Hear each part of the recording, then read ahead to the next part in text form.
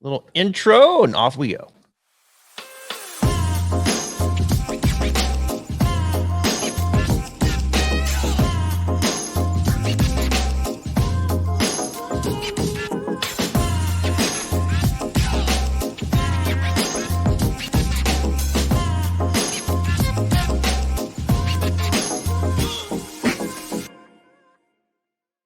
And we're back, Stripes Show podcast on a Tuesday. I'm your host, Travis Fulton. Thank you for making us part of your day. Let's move on from the Mexico Open, that star-studded field that was, of course, highlighted by Jon Rahm getting his 7th win, the overwhelming favorite, Jon Rahm, getting his 7th win. And, another week.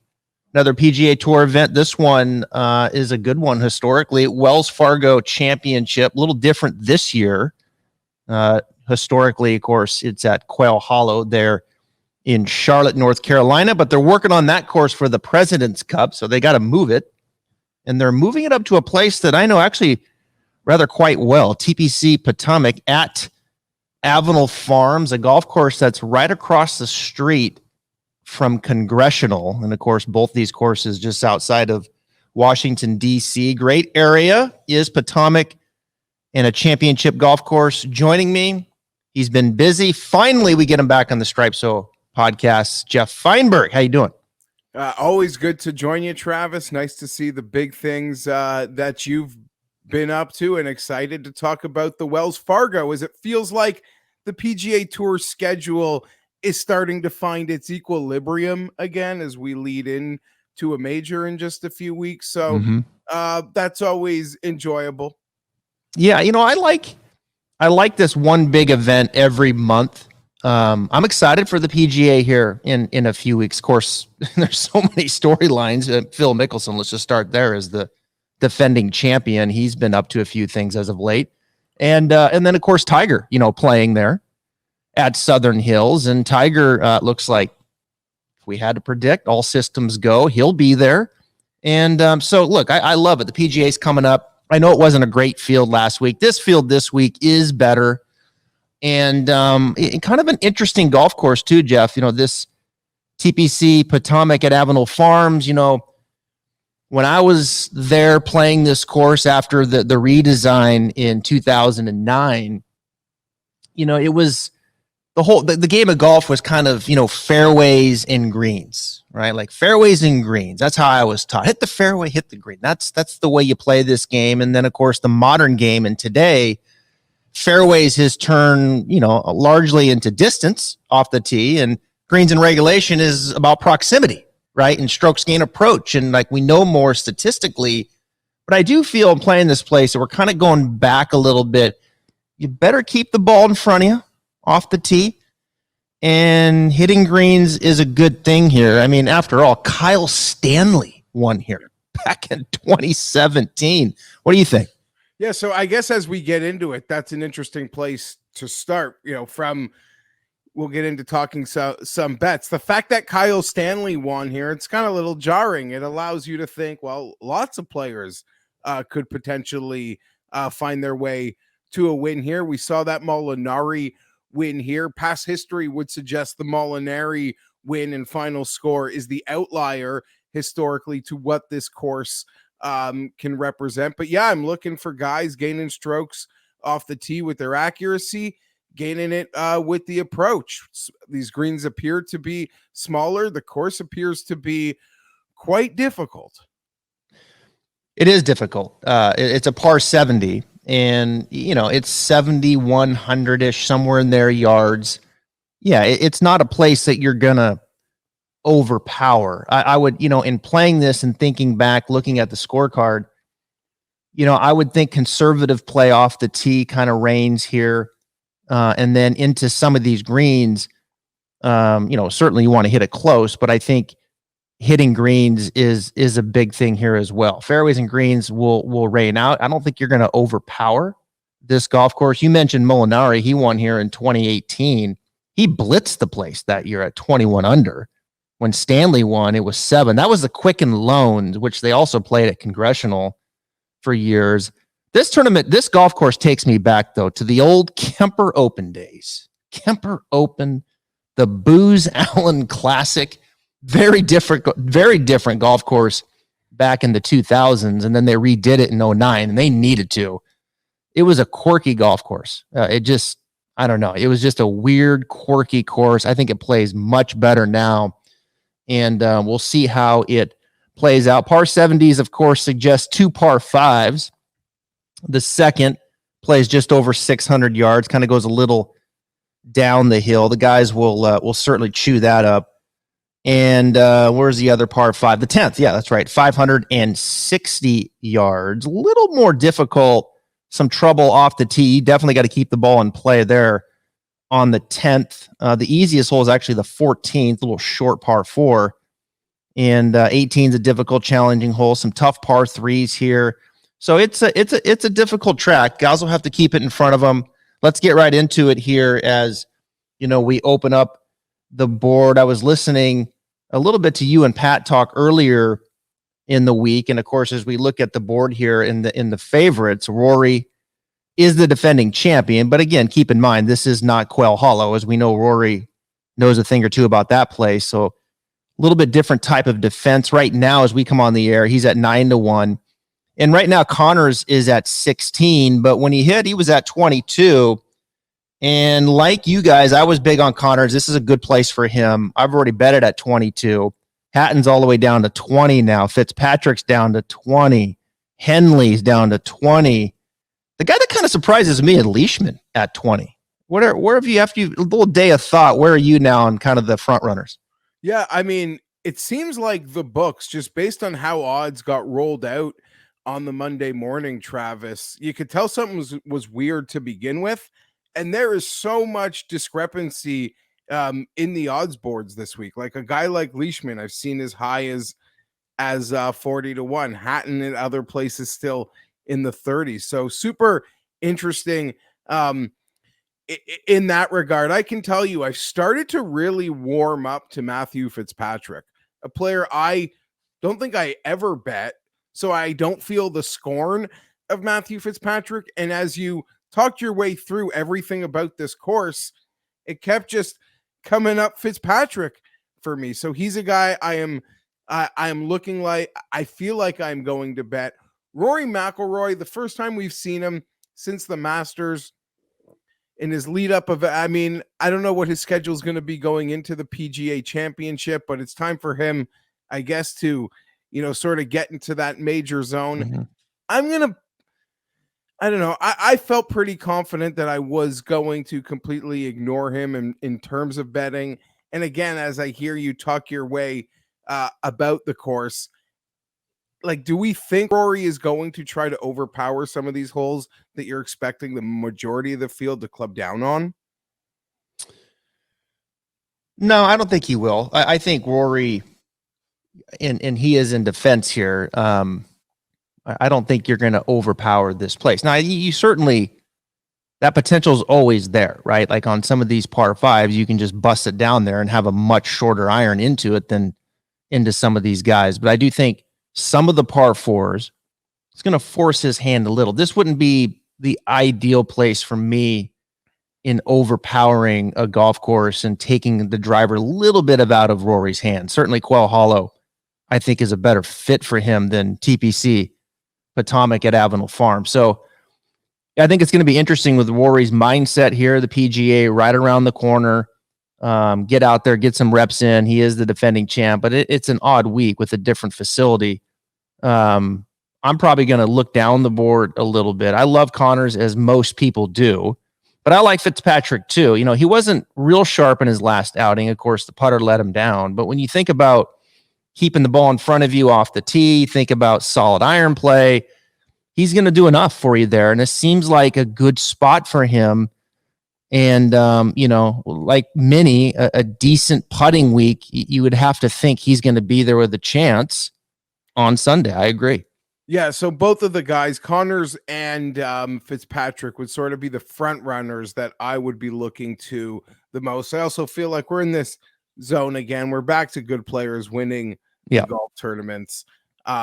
it's sort of that 20 to 50 to 1 range where I'll probably have a smaller card, but that's where I feel like my bets are going to come from this week. Fitzpatrick was also like so popular at the Heritage, in all sorts of DFS, outright betting. It's not like you're getting much a better sort of like a much better number because of that bad performance, but I don't know. I feel like there's not many people sort of waving the flag, and normally like there's so many Fitzpatrick truthers, which I don't really understand. I'm not one of them. Again, I haven't been scorned by him. I'm like stepping up to a roulette wheel like fresh. Whatever just happened to the guys before it, right in that number, kind of had no bearing on me. And Fitzpatrick, you have to question if the win equity actually presents itself, but I'm willing to step in front of him this week. I was able to get a 25 to 1, and I have bet Matthew Fitzpatrick. Yeah. So, I mean, look, he's won in Europe. He just hasn't done in the States yet. We know that. Although he's been on a very nice run and trending in the States, with the exception of the RBC, his last outing where he missed the cut. But before that, I mean, you've got 5 top 14s in 6 events. Missed the cut at the Players. He was on the wrong side of that deal. 14th at the Masters. So it feels like it's top of mind, I'm sure, for him. He knows he can win. I would have to think as he wakes up this morning and goes out there and he sees this course, like, okay, this is a good spot for me. Yeah, I would certainly agree to all of that. And when you convince yourself that you're going to bet a guy outright, Travis, I guess, as me and Pat joke about often, you have to just convince yourself, almost trick yourself, make, expand on the things you want to expand on and ignore the things that don't work for you, or make excuses for them. Oh, he missed the cut at the Heritage. I want to bet Matthew Fitzpatrick this week. I'm just going to chalk that up to it was the week after the Masters. He had a top 14 there. No big deal. Comes into this event all nice and fresh. But there are a few guys, like I feel like Hatton's a guy no one's really talking about, who also he hasn't been able to sort of click the putting and the approaches at the same time. It's like one of them is totally bailing the other one out. But again, if this thing's going to play closer to that Kyle Stanley final score, and as most people who I've spoken to kind of do acknowledge, the Molinari final score does feel like an outlier. That being said, these guys are so good. If one of these guys, even like farther down the field, show up with their A game, that Molinari score is always in play week in, week out on the PGA Tour. But if it's going to play tough, like it just rings to Ty Hatton for this one as well. But I'm going to pass, especially at those 20 to 1s. Yeah. I mean, the only thing that scares me with Hatton's the driver, and that's and look, admittedly, the only thing that scared me at TPC Sawgrass was Cam Smith was the driver, and he lost 5 strokes off the tee and still won. So, I mean, that's unlikely to happen time and time again. But to your point, you talk yourself out of these things, and I talked myself out of Cam Smith because of one club at TPC Sawgrass. And, obviously I got it wrong. I was, so with Hatton, I'm like, yeah, I'm right there with you, man. And I like Hatton, but the driver in this course is just hanging up in my head. So we'll have to see if he can overcome that. And that's where like Leishman at 20, I mean, he can spray it. I'll pass on Henley. I'm not even sure what number you'd have to give me to bet Henley to win. Finau at 25. I was on him last week, had a good number to win. I felt like it was time for him to take a next step forward. He was the second best player in the field, and it panned out that way behind Rahm. There's Seamus Power, 25, Homa 25. Bradley, I'm sure will get a little love this week with the emphasis on fairways and green at 28. Cameron Young at 30, which is very intriguing to me. Paul Casey at 35. And then Woodland at 35, who's starting to get it together now with the iron game and the approach here. Woodland's interesting to me. Young is interesting to me. And I think I heard you say you like Casey at 35. Is that right? Well, let's just talk through this for a second. Okay. I think I've decided I'm not betting Tony Finau this week. I feel like I'm waiting maybe for it to pop in Tulsa in a couple. But what do you make of Finau for this week and going for like a week like last week? is that just going to, like, is that something to really get excited about? Or is like the fairways just so big? There's just so many more opportunities in Mexico than that there might be week in, week out on tour. But I'm such a fanboy of Tony's. So to see him have those approach stats, which, you know, when you bear it all out, seem to be the best of his career, coming into a course like this, I'll be kicking myself if he does pull it off. But I'm silly enough, Travis, to think this could be the start of getting Finau back and having a big summer. Well, I don't like this place for Finau. I loved him. I thought last week was the place for him to just get back on track, right? Big wide fairways, let the big dog hunt. And he did. And he had a good ball striking week. His irons were good. His putting, his head was almost above water, almost. And that's okay. You know, because we've seen some really bad stuff with the putter. So I think Finau's on his way out, Geoff. I think he's on his way to rebuilding again. I don't think this is a great spot for him. So I'm going to lay off of him this week. But I will say that I do think he hit bottom, and now I think he's starting to climb again. Good. Is that fair? Fantastic. Okay, so back to that original question at hand. Gary Woodland, just before we came on, Travis, I did bet. There's a site that likes to offer bet boost. They boosted him up to 50-1. So I'm in on Woodland. The season form has been very consistent. Scary in the consistency of play. Also, if you've been paying close attention, there, you know, every time you feel like you're ready to do it, there's just a colossal miss or a ball into a hazard. But nonetheless, this course, signed me up for Woodland. And I've thought long and hard about Paul Casey. I've pivoted to Abraham Ancer. Just sort of did. Yeah. Okay. Yeah. Just sort of, I've got Abe. Yeah, just I trusting, like you know, seems like it's hard enough to get Paul Casey to a finish line when everything's going right, let alone the first start out of an injury that required him to withdraw from the Masters. So this couldn't have been, I mean, I've bet Abe Ancer. I'm not trying to downplay the injury that caused him to miss the Valero and Heritage, which are courses that were very well for him, but he obviously felt he was healthy enough to play the Masters and has gotten himself healthy enough where he certainly wasn't going to miss Mexico. If Ancer had any injury concerns, would he be pulling a back-to-back right now this close to a major? Probably not. So, yeah, I have pivoted to Ancer, although the numbers out there on the way this course is described, like it screams a Paul Casey bet. You know, it just sets up very nicely. I don't know if it's fair, like, to blindly perception make these comps, but it just sounds difficult, sort of like Valspar. And Paul Casey contends at difficult courses that demand the most, where you can get away with missing some 8-foot birdie putts because par doesn't move you down very far on the scorecard, especially on some of the tougher holes that he always seems to play better than the majority of the field. But I just don't know the health. And this could, like, I don't know. There's the golf media is not going to tell me how healthy he is. And he said he was healthy 2 days before the Masters. So I don't even know that I can trust him. I'd rather bank on it all coming together for Abe this week. So that's where I've pivoted. But Abe and Woodland have my money. I've bet Abe. You know, I've got him at 37, I think.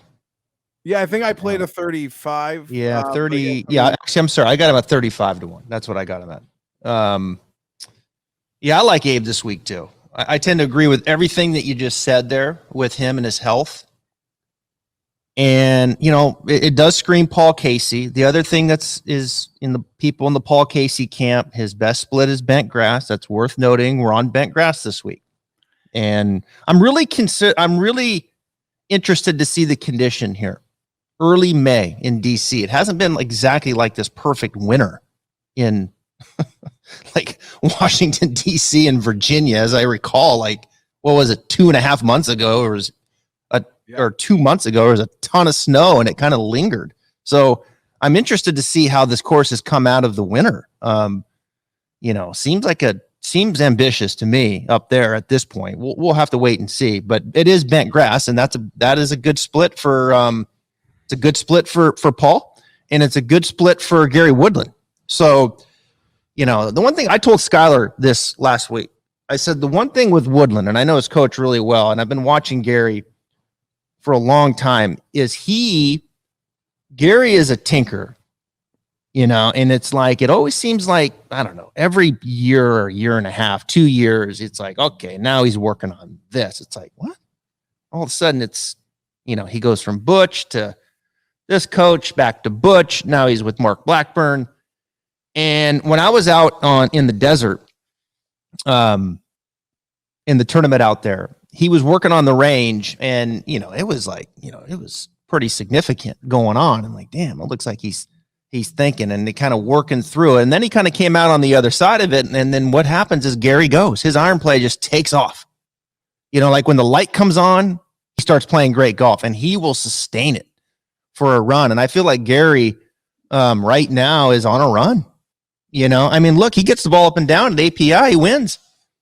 Yeah. On the 17th, perhaps, right there, and he flubbed it. So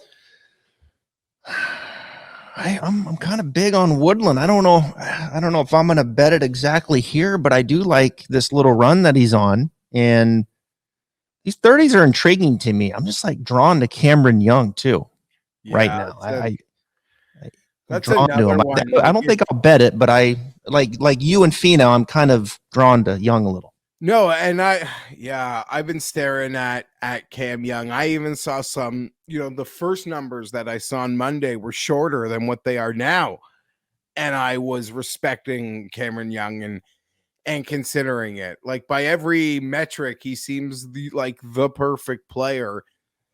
If he had, there is like a ecosystem of golf fans on the internet that we interact with, obviously, Travis, and the people on tour hyper aware of Cameron Young, but I still don't feel like it's crazy to say with how low he is. I still don't feel like he's getting the full respect of the betting markets in a certain sense. Like, I still don't feel like his name carries that sort of cachet. I don't know. I'm really interested in Cameron Young, and somewhere between 40 and 50 to 1, I could potentially be convinced into actually betting this week before tee off. Yeah, I agree.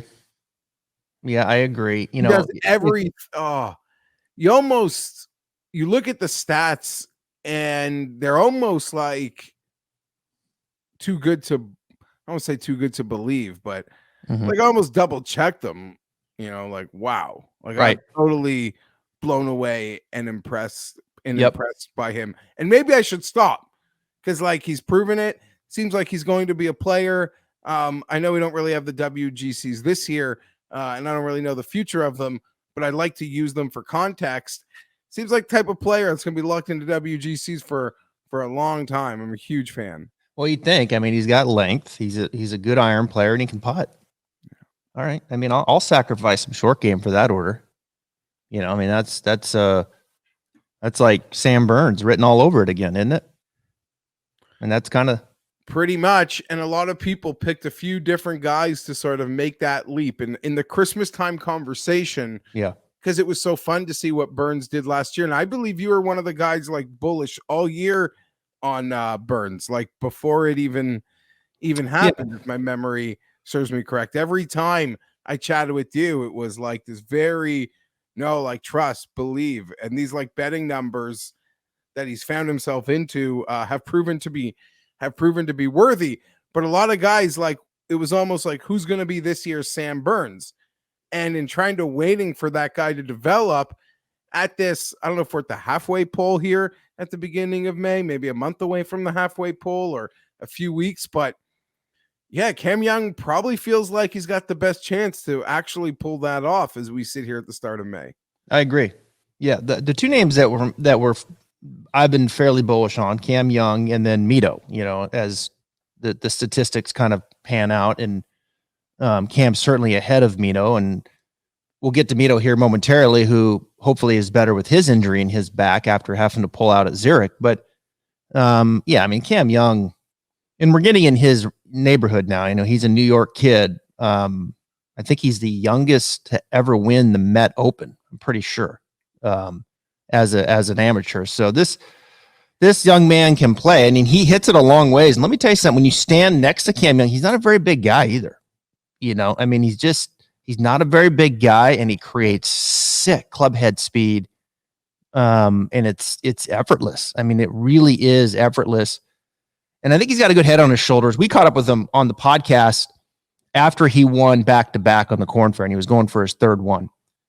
And he came on, and his dad, who's his longtime coach, he is the director of golf at Sleepy Hollow, which is, you know, a legendary place in the Northeast.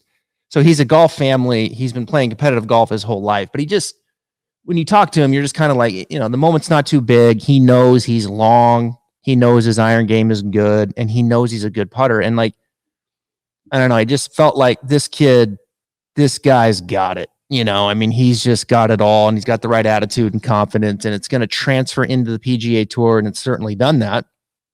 And here he is now. With my eyes, I haven't bet it, but I think it's got to go to that 40 range for me to bet it. And Woodland right there. There's Garcia 35. We'll keep working down. Merritt 35. We already talked about Abraham Answer at 35. Patrick Reed at 40. Look, better week last week. Big fairways. I'm concerned about Patrick Reed. I have been. His club head speed has gone down. His driver's a wreck. It's not a good combination. You can't be short and crooked on the PGA Tour. I don't like him this week. Straka at 40 is interesting. Siwoo 40, Mitchell 40. And I'll just kind of take it down here, and then we'll talk. Kuchar 50. He's got a pulse all of a sudden. Jason Day 50. What the hell? Webb Simpson. What do you make of him at 50? Yeah, I mean, that's a play. I was talking outright bets, Travis. How do you put this? I mean, this is sort of one that you could maybe, if you feel like it, you're blindly just playing the ceiling, the number, the course fit, the value. You know, we all make a lot of bad bets that finish missing the cuts, or a guy can play great, finish fourth place. If you don't bet a placing on him, it's worth the same as your guys that miss the cut. From that sort of, I'm just going to bet the ceiling perspective and take what comes with it. Webb Simpson and Paul Casey, you know, who we spoke about earlier, do kind of fit into that narrative, but I've got no real interest in betting Webb. I guess we'll put it that way. Yeah, Webb. You know, I don't know. It's he seems to be healthier now, but seems still a long ways away from Webb Simpson as we know him, that name value, right? And the kind of golf that we've seen from him. You know, Sepp's interesting. I was really impressed. I spent some time with Sepp up at Harbor Town, and I walked 4 holes with him and his coach, and you know, that guy makes it look pretty easy. You know, I mean, it's quick off the face. He's a nice iron player. Not surprised that he got his win, and he played very well at Harbor Town too. Nice player. I think Sepp's has got a nice career and runway ahead of him. So he's there at 40, and then we get down here to Damon at 60. Kind of interesting place for him. Vegas 65, Doug Gim 65, Harmon, McCarthy. I kind of like CT Pond this week at 80, Geoff. Yeah, I won't talk you out of that one. He's playing pretty clean, but it is that Sepp Straka. I was, again, when I saw the 40, I was interested in that, sort of shopping around, saw some 60s appear, Travis, and I have bet Sepp Straka 60-1. Okay. It just seems like, I don't know, you're going to be required to be, I don't want to say forced, required to hit those, you know, 150, 175 yard approaches. And Seb Straka feels like he's getting those done at hard courses with Yep. the win at Honda. That great placing, not exactly a hard course a few weeks later. Where was that? The Heritage. But again, another course that just demands accuracy and irons. And this course put it on that list. So that was actually a pretty simple double click for me. Seb Straka in the 60s is going to be on my betting card this week. He's also a player that doesn't seem to have suffered any sort of I won a tournament, I can now set my card, life is now different for me post first win. You could even argue unexpected win hangover. Yeah. He's just really continued to have quite an exceptional season. And this is probably like way too early and way too crazy a place to take the conversation. But in sort of making some comments yesterday, that I wouldn't be surprised for Artie Arness to find his way into a potential like Ryder Cup spot in a year and a half. You probably have to say Seb Straka would probably be ahead of him on the power rankings. I don't want to turn this into a Ryder Cup thing. We're still so far from that, but it's just easy to see that more turnover is probably going to occur in the back end of Europe. So it's excited to see the guys making those moves. That would be career changing. But for the moment, Seb Straka, the win, the form, I'll go back to that. The iron play, I've made the bet. Damn it, Fienberg. Now you're going to make me go back and look at Straka closer, aren't you? No, I would look at him closer. I'd go, check out those numbers at a couple rival sites. Cause again, the books are all over the place. Yeah. They're all over. I don't know whether there can often be all over the place, but sometimes at the bigger events, there's some real symmetry. But there was even more symmetry across the boards last week at a real random event than something like this week. It's real all over the place. Hitting an outright winner can be difficult. So when we do, we like to take I can turn this off. back. We're going to pause it. Yeah.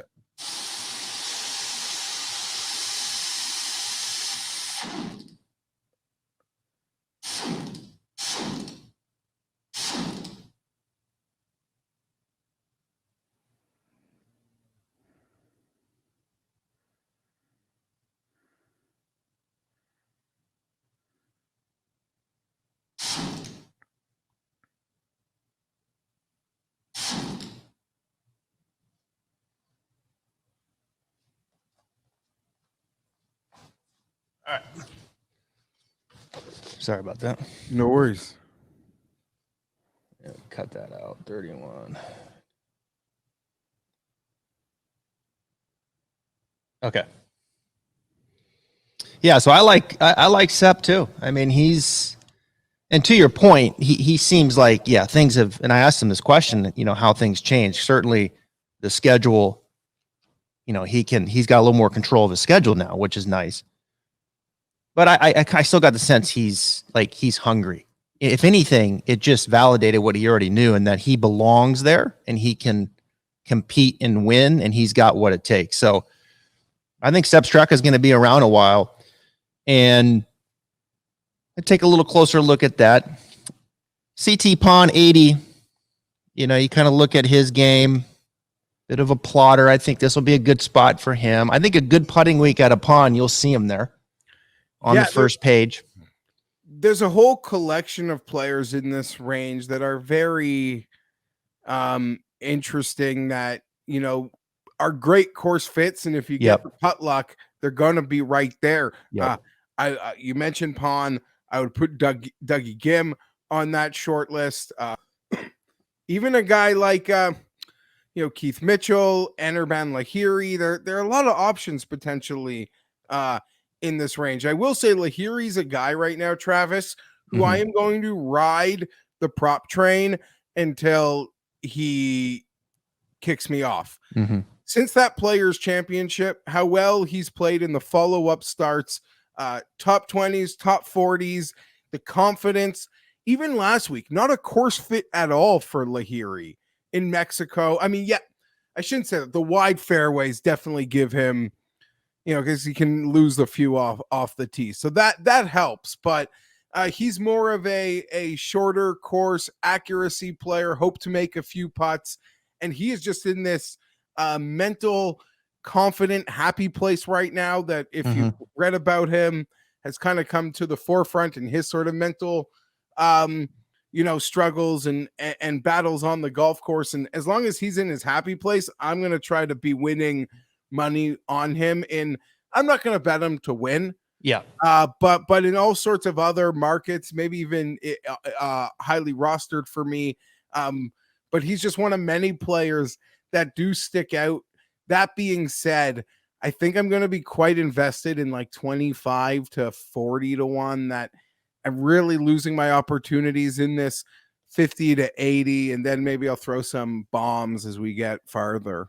Yeah, we're getting to a couple bombs here that I have for you. It's funny you say it's a good segue to who I've been riding out in the top 20s is Adam Long. Yeah, another player who... Yeah.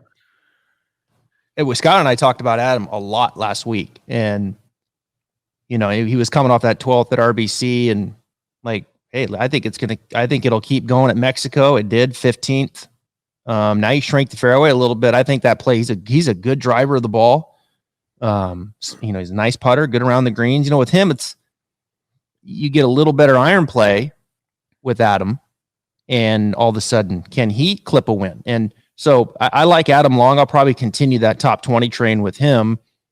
And, then you kind of look down for Telly, Glover. I mean, we know this has to be a good spot for Streelman. I mean, I at least in my mind, this is screaming Kevin Streelman. Aaron Reisman playing good. Here's a guy's name is popping up all the time. Aaron Rye, 80 to 1.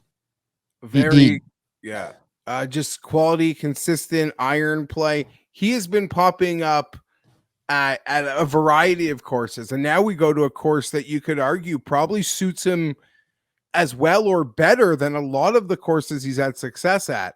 Not a name to ignore this week whatsoever. Rye 80 to 1. Even, I mean, you mentioned Glover. He might be a guy do some other things with this week. I'm not really. I know we did get the win here last year. The course and the setup can be conducive for Glover, but Streelman. Yeah, seeing a lot of love for Streelman. Yeah, and that I think you could say could be a little dangerous because it's not every week that as I said before, this ecosystem that we're in is like really excited about Streelman. But guys like Streelman and Sung Kang, a lot of love. They'll probably be quite highly owned. So maybe the best way to make money on them is in other potential ways. Sung Kang's had the reason for Kang is he's had some good play here back in 17 and 18. So he, from a course standpoint, Sung knows this place. Bo Hostler's a name that was up there that we start getting into these bigger odds that has had some success there. Francisco Molinari won here. He's 100 to 1 as I look at it. Very different version of himself. But there's Brandon Wu. What do you know about him? Is this a guy that, what do you think? I mean, just from a name perspective and Brandon Wu, his game, I don't think a whole lot of people know much about him. Nope, but a very, very nice college player. Obviously had that great close last week, Travis. And there are a lot of players on this board who had really, sort of behind the ROM, and Fino had his charge. Yep. A lot of players who played really well last week with really big numbers at DraftKings. Wu, Kitayama, Nate Lashley. So I don't mind Wu at all. And I guess of those players, Wu would be the one that you would think is most likely to carry over that great finish from last week. Because Kitayama 150 also can tickle me a little bit. I asked it because of his, he finished second last week with Finau and Kitayama, right? There was three-way tie. Yeah, three-way tie. Those were the three. Yeah. Something's, Wu's getting comfortable on tour right now. Like he's on a little bit of a heater here. And playing some nice golf. Puerto Rico, third. I know, limited field. Valspar, 33rd. Corrales, 28. Mexico, second. I mean, okay. Like, I can sign up for a Brandon Wu. Now, he putted the lights out at Mexico, but his approach game was good. He drove the ball well. All right. His confidence is flowing. Let's put it that way for the young Brandon Wu right now. I think that's a name to really consider and keep your eye on as he gets comfortable on the PGA Tour. And, this Aaron Rai, I think is another guy that is getting comfortable and playing some very nice golf right now. And this is a good opportunity for these guys because the fields are not great. Last week to me was a glorified Corn Ferry Tour field with John Rahm in the field and Tony Finau, right? There was, so it's a lot of opportunity there. Yes, a better field this week, not a great field next week. These guys come in with some confidence. I think they could easily, yes, make the cut, but a top 20 place certainly in play. And who knows, you get the putt luck, maybe you clip one off. Who knows? Yeah, so I guess on that note, I mean, speaking of Wu, speaking of Rai, I would personally much rather bet someone like that. You could throw Kitayama into that mix than, say, Kevin Streelman.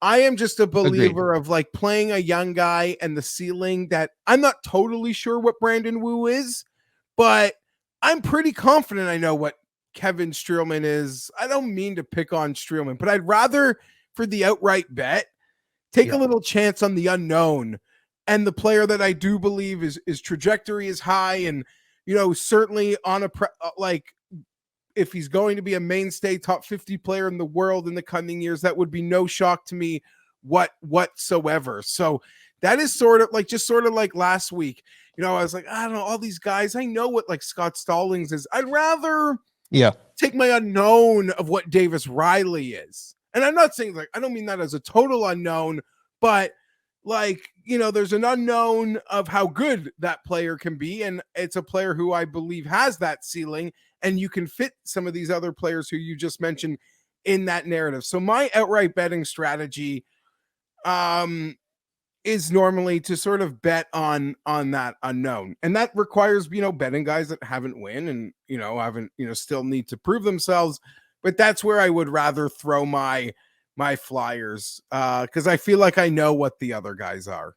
Not to say they can't win, but I just feel like I'm pretty fully aware of what Kevin Streelman is.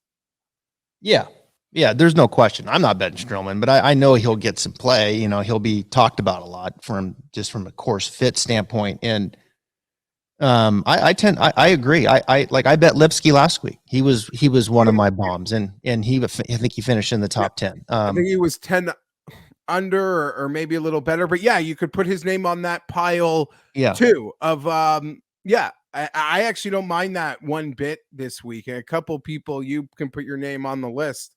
Well, you said last week. I've seen some people who I really do respect propping him up for a find me 100-1 winner this week, David Lipsky. Well, if he hits the ball like he did last week with his irons, he'll be right there.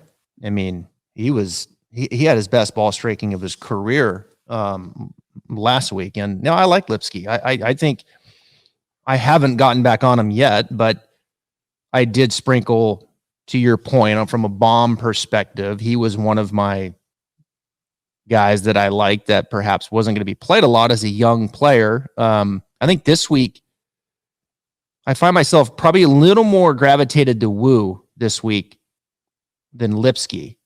But as we work our way down here, there's a couple names that jump out. One is, obviously Ricky's, we know, is not the same Ricky at 130. He has shown some signs, and he does know this course, and has played it decent. How in the hell is Luke List 130-1? Yeah, that doesn't even make sense to me. That's just such disrespect. I didn't come into the week thinking I want to bet Luke List. I'm going to bet Luke List, but as someone that sees himself as quite a large Luke List fan and lost a lot of money on him even before that Torrey Pines win, I just feel like as a fan of his, that line is so disrespectful. It is. That I need to just bet it out of respect for Luke, and unlikely to win, but yeah, that's one that is kind of insane to me. I'm not so sure, at least I wasn't, I assume maybe the current form would be horrible. It's not that bad. And Luke List, Travis, his best golf, his best results, his entire career come on harder courses, be it the win at Torrey Pines, that's a major venue, be it a playoff loss at Honda. We know how demanding of a second shot driving course that can be. Even his win on the Corn Ferry at Sawgrass. Yep. You could debate the difficulty of the course, but it's a pretty the Valley course. Yeah, it can play quite hard. So his best results, even a PGA Championship, I think like a top 6 at Belle Reve, if I'm not mistaken, or it could have been the other one that Brooks won. One of the Brooks wins was his best major performance ever. So yeah, I don't know, plays well at hard courses. Winning score lines up with how I project a Luke List winning score could line up to. So 130 to 1, right up there with maybe my favorite long shots this week. You know what's crazy about Luke List is clearly his putter is the weakness, and his longtime coach Jamie Mulligan, they right before that win, Geoff, they went and saw a guy by the name of Stephen Sweeney, and they changed a lot. I mean, they rewired this putting stroke, significant changes as I would look at it. And the next week, let's see, I think the next week he finishes 22nd at the MX, and the next week he wins at the Farmers and putts great. And since that time, the dude he couldn't putt in the ocean. It's amazing sometimes, like these little tweaks or just even significant changes. It's like a brand new chapter in a book, right? It's like mentally you're cleansed, and it lasts for like a week or two. It happens a lot in putting because it's so mental. It's like, man, I have a history of this. I know I do this and I do this, and then it gets annoying and you're pissed and I'm a bad putter and your attitude. And then all of a sudden you're like, you know what? We're going to do something completely different. Like you take the Band-Aid, rip it, and you're just like all these new things. And you're like, damn, I feel so weird. But mentally I have no history. So it's like, there's no expectation. Right. Yeah. And it's like, all of a sudden the dude starts making putts and he wins at the Farmers. And then since that time, it's, man, like it's as bad as it's been, his putting. That's why he's 130 to 1, because he's like, it has to be, but still that's disrespectful. As good of a driver and iron player as he is, man. And I guess back in this range, there are a few like quite bad putters who you might be considering betting. A Russell Knox, you could think that this would be a type of course that could work for him. But on the good putter angle, I might be willing to go back to Beau Hossler. You mentioned his how he played here previously, Travis, but he's also been just really, really consistent and getting results and finding confidence. Now, things seem to abandon him when he needed it the most on a Sunday. Yeah, but I don't know. It's still positive momentum as far as I'm concerned. Yeah, I think Beau's an interesting look too. I really do. I like that angle. Poor Russell, man, just putter just underwater all the time. Yeah. But yeah, this is a great course fit for him. There's no question about it. As we kind of work down into these, Andrew Putnam's played well here before in the past. Yeah, I think I saw his name up there on 18. The distance of the course can work for his ability to get around. I don't know. What? I like Nate Lashley at 150 to 1. Yeah, I mentioned him earlier with Wu and Kitayama. There, Lipsky. There are some real interesting options from players that played well last week. They might be overvalued from recency bias, say in DFS, but maybe an outright or a T5, T10, or any kind of placing might be the way to go with some of those guys. Lashley got pissed at me on the range at Harbor Town, because we were shooting this thing with Chad Ramey, who I'll get to here in a second, and we were taking up some spots, and he was like, and it's a very small range there, like really small. I mean, fuck, there ain't much room. And he'd look at me like, where am I supposed to hit balls at? I'm like, hey man, I'm just a hired help here. Like, don't get mad at me. Thunder, he needed a spot to hit, and he needed to hit now. And maybe we were the reason why he missed the cut. But anyway, Lashley, in all seriousness, his plates is having a nice season. I mean, he goes 7th, 27th, 15th, 18th, 11th. I mean, he's playing some golf under Nate here. So I think I'm going to put something there. I haven't made a bet there, but I'm going to bet Lashley in some capacity, top 20. I like him as I start looking down into these 150 to 1 range. I like Stuart Sink to make the cut here. I think Sink's played this course a couple times. I would think also as I pull up, and I mentioned Chad Ramey.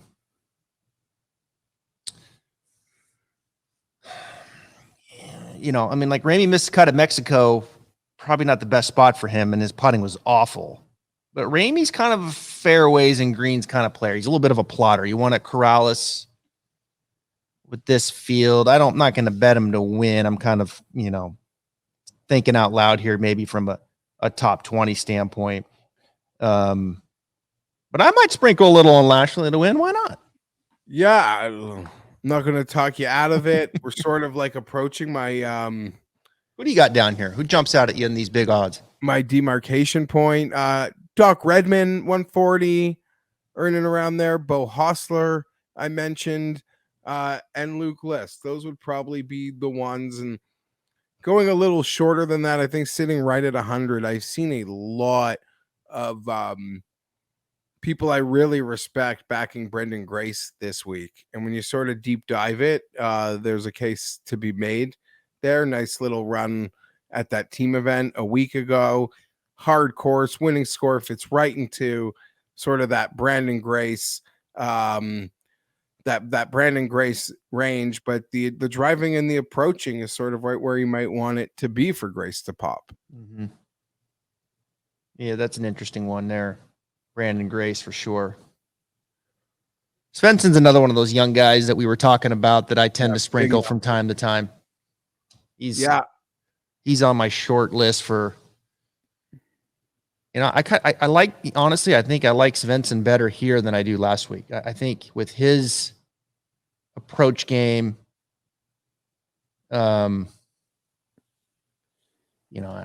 could certainly go down that path again as well. So yeah, Brandon Grace, that's a good one there. That's I think that's one to take a little deeper look at. What's he at right now, Brandon Grace? I've seen about 100, maybe 110 might be the biggest I've seen. And Svensson, like just a few weeks ago, so popular. Now you don't really hear a peep. So it could be the time to get back on Svensson. Okay. All right. Kind of getting down into that range. I bet Danny Lee last week. There he is, 250. Bryson Nimmer made the cut. Monday qualifier, a good week. He's in the field again this week. There is, just looking here, looking for a name. Chikara's in the field as well. Really good young player out of Oklahoma State. Honestly, we're so we're way too deep into the deep end. Into the deep end for me. Hayden Buckley, if we're crossing 200, but I'm like I said, I'm going to give you a name though. Okay. I'm going to give you a name that will be a part of the shows for the years to come. And that's going to be Eugenio Chikara. Like it. Eugenio Chikara. He's in the field, plays at Oklahoma State. Sergio teaches him.